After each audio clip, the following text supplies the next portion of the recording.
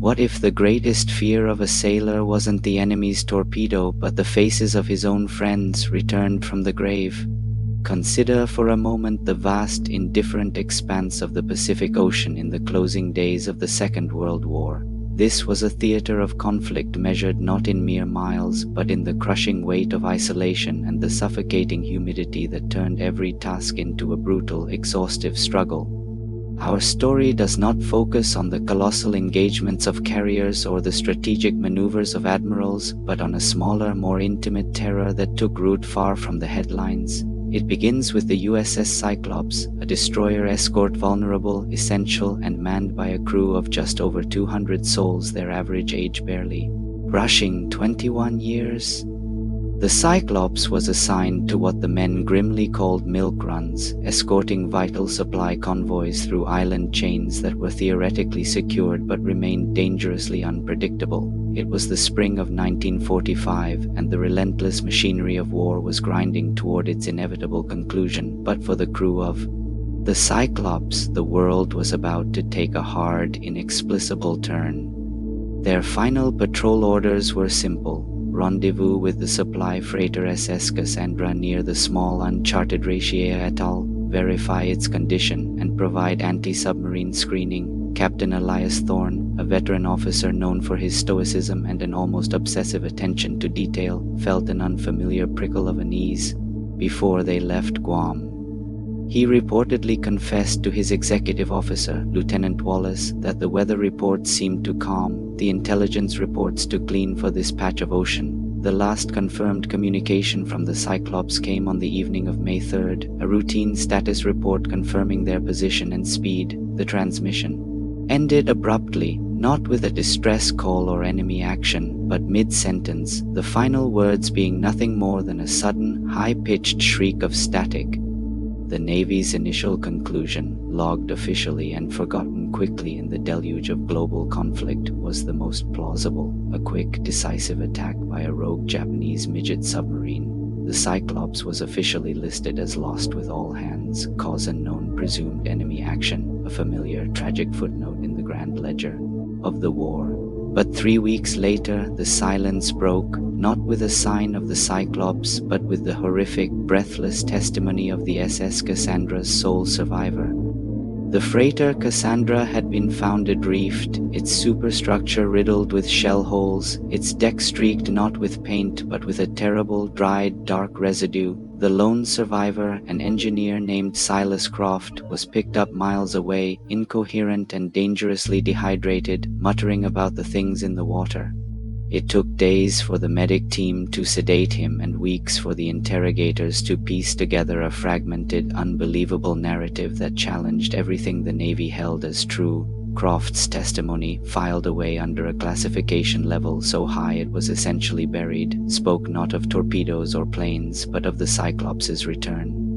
He claimed the Cyclops had materialized out of a thick, unnatural fog bank that seemed to cling only to the surface of the water, ignoring the warm tropical air above. The ship's lights were out, its navigation beacons dark, yet it moved with a strange, deliberate purpose, a phantom shape on the placid, moonlit sea. When the Cyclops drew alongside the Cassandra, Croft and his crewmates saw what had happened to the missing men, and they understood the silence. The sailors of the Cyclops were not dead. They were something worse, a horrifying mockery of life, animated by an unknown, grotesque force. They were sluggish, their movements jerky and uncoordinated, yet their strength was overwhelming, driven by a simple, insatiable biological imperative. Croft described their faces as having a dreadful uniformity, eyes clouded over with a milky film, their lips peeled back in a perpetual, silent, bone-chilling rictus. This was the moment of the Rashia incident, the battle where the conventional horror of war was replaced by a more fundamental cosmic dread. The Cassandra's crew, armed only with rifles and axes, desperately tried to defend their ship against the silent, relentless boarding party. This wasn't a fight against men.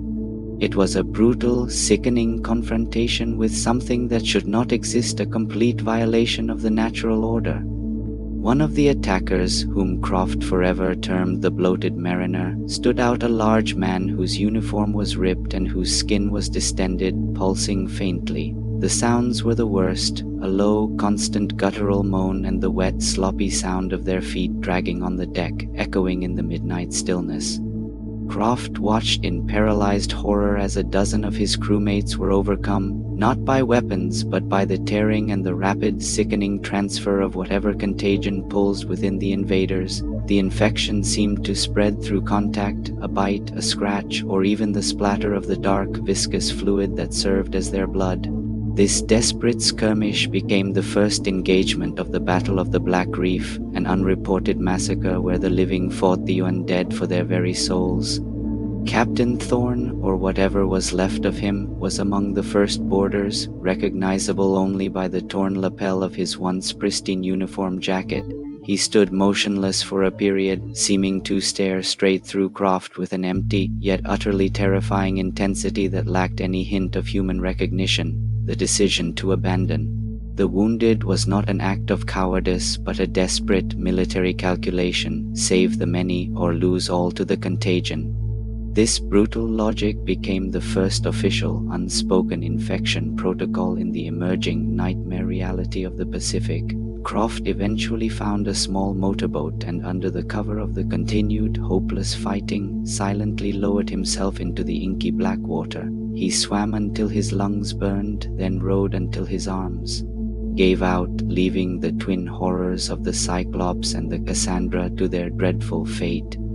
The discovery of the ancient coral spore as the root cause would not come until decades later, a revelation hidden deep within the geological formations of the Rachia Atoll. The spore, dormant for millennia, was somehow disturbed by the heavy naval activity, releasing an airborne and waterborne agent capable of hijacking the human central nervous system.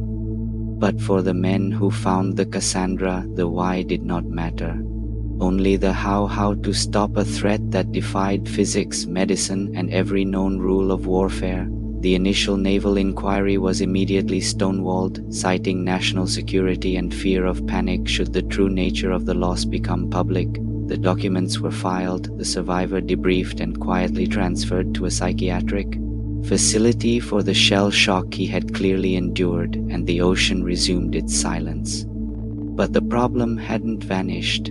It had merely drifted, and the forgotten fleet was now an unseen enemy, waiting for the currents to carry its horror toward the next unsuspecting port. This was the genesis of the legend, the terrifying, unspoken truth that a Navy crew had returned as the living dead, a nightmare fleet that the admirals desperately tried to erase. The war was ending for the world, but for a select few in the high command, a new, far more terrifying conflict was just beginning.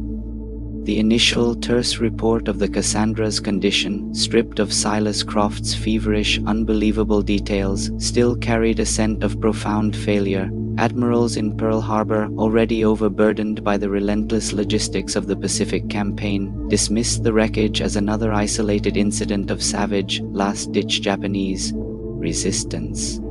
They ordered the dispatch of the salvage tug USS Benson, a robust, workhorse vessel designed for recovery, not combat, to tow the battered freighter back to a secure port. The Benson was captained by Commander Thomas Tank Harrison, a man whose primary concerns were tow weights, cable tension, and the inevitable boredom of a deep sea recovery. Harrison's orders were explicit: examine the Cassandra, ensure no hostile threat remained, and prepare the vessel for transit.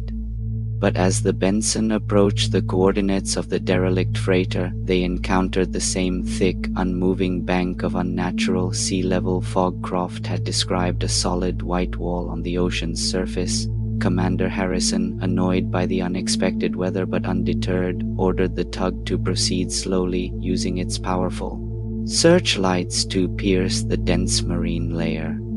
It was within this smothering shroud that the USS Benson found the Cyclops first, not the Cassandra, a ghost ship that appeared silently and without warning. The destroyer escort was listing slightly, its gray paint scorched and streaked, its lifeboats gone, creating the classic image of a floating, shattered ruin. Harrison initially assumed a boiler explosion or a previously undocumented air attack, yet the ship was eerily quiet, lacking the telltale groans of a dying vessel. He ordered a contact team for heavily armed sailors to board the Cyclops and secure any salvageable documents or, grimly, any remains. This moment, the boarding of the Cyclops, marked the beginning of the Battle of the Black Reef Part 2, a frantic engagement that shocked even the most hardened veterans. The Cyclops' crew erupted from the shadows, not as phantom spirits, but as things of bone-white skin and tearing muscle, moving with a staggering, horrifying speed. The initial, sudden burst of gunfire from the contact team was muffled by the fog and the heavy steel of the ships, sounding strangely distant and ineffective. The radio operator on the Benson, Private Miller, transmitted a single panicked message. "They're on us. They aren't right, they aren't right," before the line went dead in a shriek of static. This frantic transmission became a key exhibit in the subsequent investigation, a chilling primary source documenting the crew's initial terrifying realization. Harrison, recognizing the sheer animalistic horror of the situation through his binoculars, ordered the most terrifying maneuver of his career: sever the line. Full reverse. The Benson strained against its own engines, desperate to pull away from the contaminated vessel, but the infected crew of the Cyclops were already beginning to cross the gap. The horror in war was now a visceral reality for the tug's crew as they resorted to a desperate, last-ditch defense that violated every naval procedure. They were welding their own men in, trapping any infected or potentially contaminated comrades within the closed compartments, sacrificing the few to save the whole. This act of brutal, moral decay cemented the reality of the threat. A conventional retreat was impossible. Absolute quarantine was the only option. Harrison knew he could not allow the Cyclops or its horrific cargo to reach any populated port or island base. Realizing the scope of the potential contagion, he gave the unthinkable order: "Ready the 5-inch guns. Fire on the Cyclops. Scuttle the vessel." The salvos were deafening in the fog, flashes of orange flame momentarily revealing the ghostly outlines of the ships and the staggering figures on the Cyclops' deck. The Cyclops buckled under the barrage, but the infected crew simply ignored the explosions, the impact of the shells seeming only to slow their relentless, unnatural stride. Then came the final, devastating event: an internal explosion, sudden and violent, tearing the Benson apart from the inside, not from enemy fire. A final, unique cinematic image of pure terror. The bloated figure Croft called the Mariner standing at the stern of the Benson, a detonator device clutched in its decaying hand. The explosion was not the final word, however. It was a desperate, calculated act of self-destruction to prevent the ship's capture and the resultant spread. The Benson sank quickly, swallowed by the cold Pacific, taking all but 4 of its crew with it. These 4 survivors became the second group to hold the dreadful knowledge. This second disaster forced the High Command to abandon the fiction of Japanese midget subs. This was a contagion, and its vectors were their own men. The reality of a zombie horror in war demanded a response of absolute, uncompromising containment, a naval quarantine of a scale never before conceived. The area surrounding the Rashia Atoll was designated the Rashia Perimeter, a massive, forbidden red zone on every single military map, officially closed due to unexploded ordnance. 3 heavy destroyers and 5 destroyer escorts were assigned to patrol this perimeter, their sole mission being to intercept and utterly destroy anything that emerged from the zone. The rules of engagement were simple, brutal, and terrifying in their necessity. Any vessel leaving the perimeter was to be fired upon immediately without warning and scuttled. This was the final tragic irony. The protectors of the sea were now ordered to become its executioners, sinking their own brothers to save the world they were fighting for. The men assigned to the containment zone began to call their duty the Silent Watch, a grim, monotonous, and mentally corrosive patrol. Every flicker of light, every shadow in the water, every shift in the fog brought a heart-stopping moment of dread and the potential for a new, silent battle. The isolation within the perimeter led to whispers, insubordination, and the quiet, pervasive understanding that they were not merely guarding a zone, but guarding a tomb. The ultimate decision to use napalm against the remnants of the Cyclops and any nearby wreckage was debated intensely but ultimately approved by the Secretary of the Navy himself. This was the first time napalm, a weapon of ultimate destruction, had been deployed against a seaborne target, a desperate, scorched earth policy to stop the biological threat.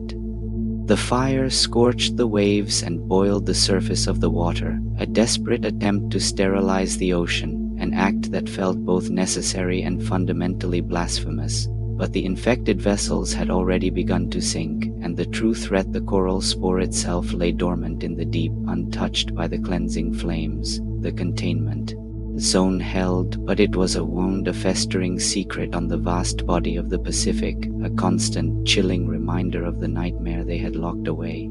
The 4 survivors of the Benson joined Croft in the high-security facility, their stories corroborating the impossible, their minds shattered by the memory of the silent, relentless dead.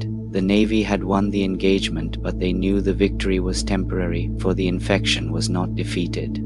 It was merely submerged, waiting for the tides to turn. The ocean floor, that immense, silent grave, did its best to swallow the evidence, but the truth, like oil on water, always finds a way to the surface. The initial hurried mop-up of the Ratia perimeter yielded crucial, if gruesome, prizes: samples of the infected tissue, fragments of the bizarre coral spore, and the heavily waterlogged logs from the Cyclops and the Cassandra. These remnants of the nightmare were not incinerated with the rest of the debris. They were secretly airlifted to a subterranean research facility in Nevada, far from the salt air and prying eyes, designated simply as Project Chimera. The entire operation, from the containment zone patrols to the scientific investigation, fell under the exclusive purview of the Office of Naval Intelligence (ONI), specifically a shadowy division known only as Section Delta. The man in charge of Section Delta, Admiral Marcus Vance, understood that this wasn't a military secret, but a catastrophic cosmic horror that, if exposed, would shatter the civilian world's perception of reality. To decipher the biological nature of the threat, Vance needed not a warrior, but a scientist, one utterly divorced from conventional morality and possessed of a formidable yet isolated intellect. He found his candidate in Dr. Evelyn Reed, a brilliant but disgraced pathologist who had been quietly working in exile after a controversial, some said unethical, series of post-mortem neurological studies. Dr. Reed was flown to Project Chimera under heavy guard, presented with the classified files, and given a task that sounded like a fever dream: determine how a marine fungus could raise the dead. Her laboratory was a technological fortress, equipped with every tool known to microbiology, yet it was the sight of the preserved zombie tissue samples that truly chilled her to the bone. Initial analysis of the samples confirmed the presence of the bizarre, crystalline coral spore, a complex organism unlike any terrestrial life form ever categorized. The spore was not a virus nor a bacterium. It was a multicellular parasite that integrated itself directly into the host's nervous system, replacing the functions of the hypothalamus and the medulla oblongata. Reed discovered that the spore thrived on the decomposition process itself, using the breakdown of organic material as a fuel source, which explained the horrific decay and the lack of true putrefaction in the specimens. The parasite effectively created a perpetual motion machine of destruction, hijacking the existing muscle memory and autonomic functions to sustain the host's relentless, unquenchable drive to spread. The most horrifying revelation came not from the biological decay, but from the fragments of neurological activity Reed detected in the infected brain stems. The hosts were not truly blank slates. Some basic, primal echoes of their lives, their personalities, and most terrifyingly, their professional training still existed within the corrupted pathways. This explained the Cyclops crew's ability to operate the ship they weren't mimicking. The zombie sailors were running on the grim, shattered autopilot of their former military duties. The horror was personal. The dead were not puppets. They were their own men, trapped and forced to carry out the spore's dreadful, infectious will. The Cyclops logs, meticulously reviewed by ONI analysts, offered fragmented clues detailing strange, deep-water detonations that occurred days before the infection took hold. It was postulated that a deep-sea seismic survey, or perhaps even a covert experimental weapons test, had physically disturbed the ancient coral structure where the spore had lain dormant for millennia. The pathologist's dread deepened when Reed realized the spore was not susceptible to any known antibiotic, antiviral, or even high-level chemical sterilizer used by the Navy. The only reliable containment method was complete physical destruction of the host, a bullet to the brainstem, or, failing that, the brutal, comprehensive fire of naval napalm. Admiral Vance was presented with the terrifying conclusion: the threat could not be cured, only annihilated, and its dormant source was still out there, vast and untouched beneath miles of Pacific water. Vance authorized a new top-level directive, Operation Deep Silence, a permanent active suppression protocol requiring the total annihilation of any vessel, military or civilian, that breached the perimeter. This new directive meant that the men on the silent watch were no longer just sinking their own dead. They were ready to sink the living to protect the secret, embodying the final, ruthless logic of horror in war. Dr. Reed, trapped in the bleak isolation of Project Chimera, became the singular custodian of this terrifying biological knowledge, a prisoner of her own intellect. She realized the unique cinematic horror was not the monster, but the lie, the vast, necessary deception perpetrated by the Navy to keep civilization from collapsing into panic. The official story remained firm: the Cyclops and the Benson were lost to rogue Japanese action. The Raishia Atoll was a toxic, unexploded ordnance hazard, a story that satisfied the public and calmed the politicians. But the files of Section Delta lay open, chronicling the Battle of the Black Reef as the first skirmish in a hidden, unending war against the primal forces released from the deep ocean floor.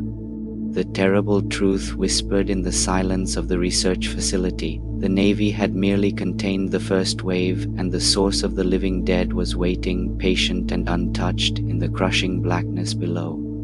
For months, the Raishia perimeter held a fragile, invisible cage built of naval steel, extreme isolation, and cold, calculated dread. The monotony of the silent watch was a psychological weapon, grinding down the crews assigned to the cordon, forcing them to stare at the empty horizon and anticipate the impossible.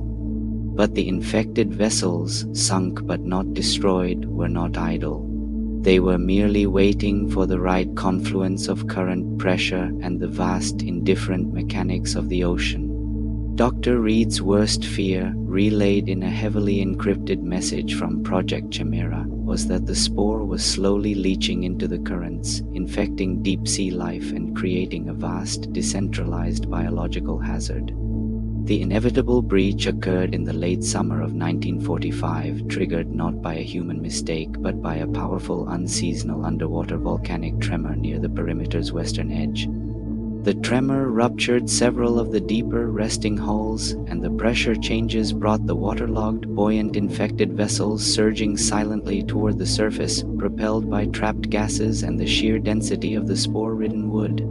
The first confirmed sighting was by the USS Mako, a patrol submarine on a deep surveillance run, whose sonar operator reported dozens of large contacts, moving without engine noise or identifiable signature. Admiral Vance's immediate concern was the final convoy, a critical fleet of 6 troop transports carrying the remaining Allied prisoners of war and a large contingent of wounded soldiers returning to the U.S. mainland. The only viable route for this convoy involved passing directly through the Cursed Strait, a narrow passage choked with dangerous shoals and unforgiving currents, lying just outside the known contaminated zone. Vance knew that rerouting would add weeks to the journey, risking the lives of thousands of already traumatized soldiers, while letting the convoy proceed meant risking global contamination. The decision was made: the convoy would proceed, but the entire remaining naval force in the vicinity, 3 destroyers, 2 light cruisers, and the remaining Mako submarine would form an advance screen for the Battle of the Cursed Strait. This was no ordinary naval engagement. This was a defense against a relentless biological wave, a grim clash where ammunition was not spent on armor but on the eradication of flesh. The infected fleet, now swollen by several civilian vessels and even an old, derelict Japanese fishing trawler, moved with the terrifying, unnatural synchronization of a school of dead fish. The horror in war reached its zenith when the USS Roanoke, the lead destroyer of the screen, encountered the first wave and found the infected had adapted. The new wave of zombie mariners were heavier, their movements less erratic, seemingly strengthened by the deep-sea pressure and the dense crystalline structure of the spore. Commander Elias Stone of the Roanoke gave the desperate order to target the engine rooms and the bridge structures, aiming to disable the Cyclops' operational capability, not just its crew. The sheer volume of fire was deafening. Thousands of rounds poured into the rotting hulls, but the infected kept coming, crossing the gap with terrifying resolve. One group of the creatures, exhibiting fragments of their old engineering training, was observed deliberately moving to flood the lower decks of their own vessels, creating a terrifying, self-scuttling maneuver designed to sink and then re-emerge later. The crew of the Roanoke was soon embroiled in a bloody hand-to-hand fight on their own decks, a desperate close-quarters struggle that naval tradition never prepared them for. Commander Stone, realizing the Roanoke was lost and knowing the convoy was only minutes away, made the ultimate sacrifice that defined this hidden war. He radioed the USS Trident with his last fragmented order: target us, target the engine block, save the convoy. The order to scuttle his own ship, the Roanoke, by friendly fire was an act of pure horror in war, a moral line crossed for the survival of the greater populace. The USS Trident fired its main battery, delivering a perfect, fatal barrage into the Roanoke's central boiler room, tearing the destroyer apart in a massive, purifying explosion. The resulting wreckage and firestorm created a temporary, impassable barrier, giving the final convoy the precious minutes it needed to slip through the strait, unmolested. As the convoy passed, the surviving infected vessels were engulfed in the flames and the sinking debris pulled back down into the depths by the swift, unforgiving currents of the strait. The Battle of the Cursed Strait was a crushing victory not over an enemy, but over an overwhelming natural force that had manifested as their fallen comrades. The cost was devastating. 2 destroyers sunk, hundreds of men lost, and the secret expanded to include dozens more witnesses who had seen the impossible. The only evidence was the terrifying, unique cinematic image of the strait itself, now marked by a permanent, massive column of smoke and debris, a permanent scar on the Pacific. Admiral Vance ensured the official report detailed a fierce, last-ditch engagement by fanatical Japanese holdouts, closing the incident with a final, massive lie. The final act of the containment was the deployment of deep-sea charges, not to destroy but to seal the cursed strait with landslides, burying the wreckages and the spore-ridden coral structure forever. But the Navy knew, as did Dr. Reed, that you cannot truly bury the ocean, and the echo of the forgotten fleet would linger on the deep currents for decades to come. The success of the Battle of the Cursed Strait was not celebrated with fanfare or medals. It was met with a grim, exhausted silence and the immediate ruthless machinery of state-level erasure. Admiral Marcus Vance understood that the continued integrity of the United States, and indeed global sanity, depended entirely on the final, absolute burial of the Raciea incident. Every sailor who witnessed the living dead was subjected to a rigorous psychological quarantine, not for fear of contagion, but for fear of the truth escaping their tortured minds. The survivors were not given medals. They were given new identities, reassigned to isolated, non-combat duties far from the Pacific, or placed in psychiatric facilities under permanent classified care. This moral horror in war, the act of silencing and effectively disappearing heroes, was deemed necessary to protect the millions who never needed to know what nightmares lurked in the deep. The pathologist Dr. Evelyn Reed was the most dangerous knowledge holder of all, possessing the scientific key to the crystalline coral spore and the biological mechanism of the horror. Admiral Vance made the final, terrible calculation. Dr. Reed could not be released, nor could she be terminated. She had to be permanently contained as an asset and a prisoner. Project Chimera became her permanent luxurious cage, a state-of-the-art laboratory where she was given unlimited resources to study the spores, but only within the confines of her underground prison. The vast paper trail of the incident, the logs of the Cyclops and the Benson, the battle reports of the Roanoke and Trident was systematically destroyed by fire and acid in a single, controlled burn. The only documentation that survived was a single, heavily encrypted digital file, the Vance archive maintained on an air-gapped server and guarded by a handful of the Admiral's most loyal and morally compromised officers. The official narrative was meticulously crafted. The loss of the ships was a glorious sacrifice to defeat a last desperate pocket of enemy resistance, a simple, noble tragedy of war. This erasure extended to the physical environment. The Ratier atoll was declared off-limits due to a fictitious, highly toxic nuclear testing contamination from a previous unrelated experiment. The echo of the forgotten fleet persisted, however, not in official records but in the dark, hushed conversations among deep-sea salvage crews and submarine operators. They spoke of strange, impossible sonar signatures, vast, dense groupings of material moving slowly but deliberately beneath the waves of the Pacific's deepest trenches. The unique cinematic horror was realizing that the war against the infected was not won. It was merely adjourned and locked away in the crushing darkness of the abyssal zone. The Navy's worst fear, confirmed by Dr. Reed's later research, was the existence of the dormant phase, a state where the spore could slow its metabolism and survive for centuries without a host. This meant the forgotten fleet could rise again, perhaps in decades, perhaps in a century, whenever humanity's deep-sea exploration or mining disturbed its cold, silent grave. The true horror in war was the knowledge that the sacrifice of the men of the Roanoke and the psychological destruction of Silas Croft and the Benson survivors might ultimately prove futile. Admiral Vance retired quietly, carrying the singular, crushing burden of knowing the world was protected by a magnificent, unforgivable lie he defended until his death. The last physical evidence available to the outside world were a few rusted dog tags, washed ashore on distant, uninhabited islands, bearing the names of sailors, officially listed as lost at sea. The Navy had buried the incident, but the ocean kept the secret, and the secret, like the tide, always returns.